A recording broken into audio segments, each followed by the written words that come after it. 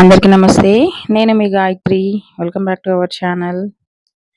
ఈరోజు వచ్చేసి నేను మీతో ఈవినింగ్ స్నాక్ ఐటెమ్ అయితే షేర్ చేసుకుంటున్నాను. సో చూస్తున్నారు కదా, నేను వచ్చేసి చికెన్ నూడిల్స్ అయితే చేశాను. చాలా టేస్టీగా అయితే వచ్చాయి. మనం బయట తెచ్చుకోకుండా ఇలా ఇంట్లోనే చేసుకుంటే చాలా బాగుంటుందండి. సో మీరు కూడా ట్రై చేయండి.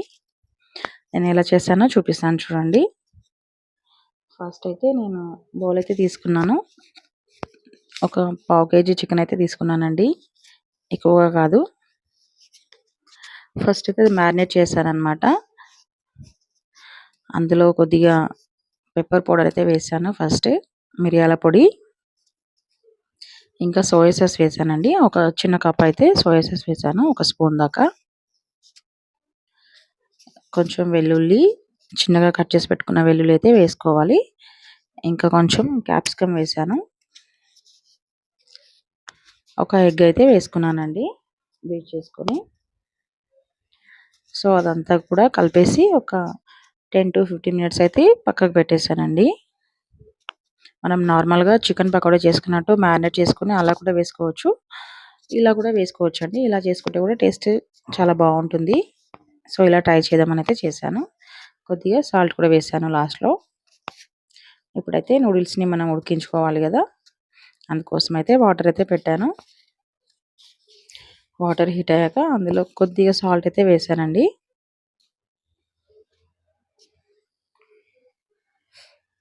ఈ నూడిల్స్ అయితే వెజ్ నూడిల్స్ అనమాట. సో మనం వెజ్ టైంలో అయినా చేసుకోవచ్చు, నాన్ వెజ్ టైంలో అయినా చేసుకోవచ్చు అని చెప్పేసి వెజ్ అయితే తెచ్చుకున్నాను నేను.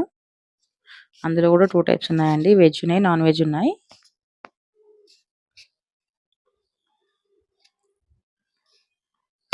అవన్నీ ఉడికేసాక డ్రైన్ అయితే చేశానండి, వడగట్టాను. అలా చేశాక మనం మళ్ళీ కూల్ వాటర్తో అవైతే కూల్ చేసుకోవాలండి. కూల్ చేసి పక్కన పెట్టేసుకోవాలి. వాటర్ అంతా కూడా డ్రైన్ చేసి పక్కనైతే పెట్టేసుకున్నాను. ఇంకా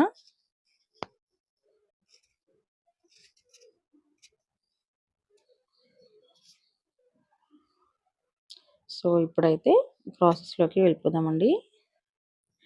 బాండీ అయితే పెట్టేశాను.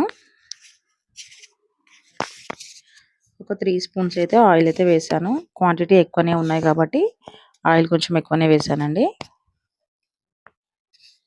ఇప్పుడు నేను మ్యారినేట్ చేసుకున్న చికెన్ అయితే ఉంది కదా, అదంతా కూడా ఆయిల్లో వేసుకోవాలన్నమాట. చికెన్ పకోడీలాగా డీప్ ఫ్రై చేయలేదు, సో ఇలా చేశానన్నమాట.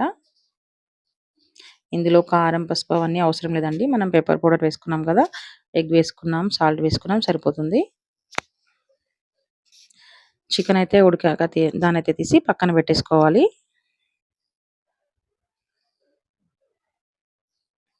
ఇప్పుడు అదే ఆయిల్లో మిగతా ఎగ్ అయితే వేసానండి. నేను 2 ఎగ్స్ బీట్ చేశాను, అందులో ఒక ఎగ్ వేసాను.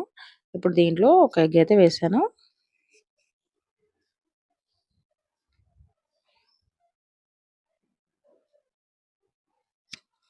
ఇప్పుడు ఇందులో ఒక్కొక్కటిగా అయితే వేసుకోవాలి. నేను సన్నగా తరిగిన ఆనియన్ అయితే వేసుకున్నాను.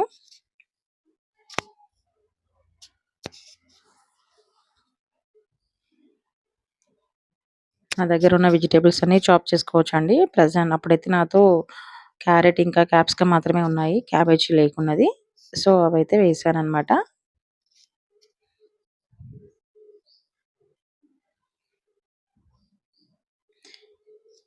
నూడిల్స్కి ఎక్కువ ఫ్రై అవ్వాల్సిన అవసరం లేదండి. కొద్దిగా పచ్చి వాసన పోయే వరకు ఉంటే సరిపోతుంది.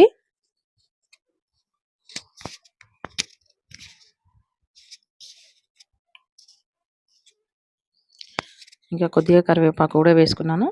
చిన్నగా తరిమిన అల్లం ముక్కలు వేసుకున్నానండి, పేస్ట్ వేయలేదు. అల్లం వెల్లుల్లి చిన్నగా ఎంత చిన్నగా చాప్ చేసుకుంటే మనకు తినేటప్పుడు చాలా బాగా అనిపిస్తుంది. కొద్దిగా మిర్చి కూడా వేసుకున్నాను.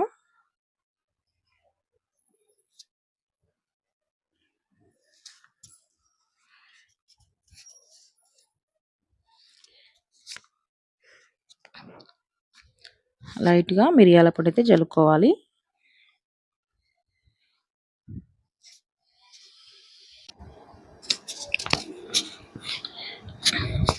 టేస్ట్కి సరిపడా సాల్ట్ అయితే వేసుకోవాలండి. మనం చికెన్లో ఆల్రెడీ వేసాం కదా, దీనికి సరిపడా వేసుకోవాలి.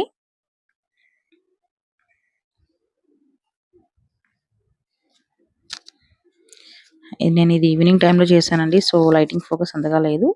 ఇప్పుడైతే నేను రెడ్ చిల్లీ సాస్ వేసాను. ఒక స్పూన్ అయితే వేసాను. ఇప్పుడు 1 స్పూన్ అయితే సోయా సాస్ కూడా వేసాను. ఇది వచ్చేసి గ్రీన్ చిల్లీ సాస్ అన్నమాట.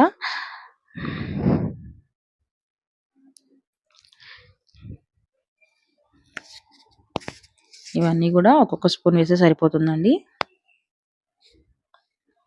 ఇది షెజ్వాన్ సాస్ అండి.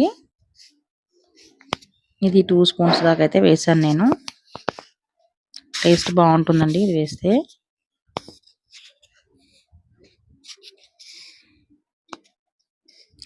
సో ఇప్పుడైతే మనం చికెన్ అయితే అందులో కలిపేసుకోవాలి.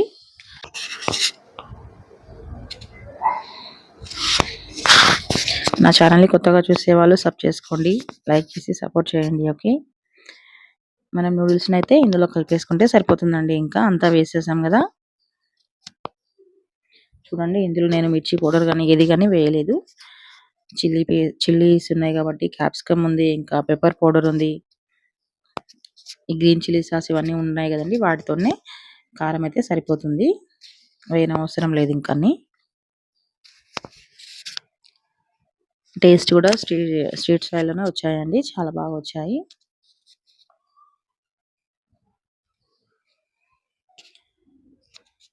మనం అప్పుడప్పుడు ఇలా ఇంట్లోనే చేసుకుంటే బాగుంటుంది పిల్లలకు కూడా.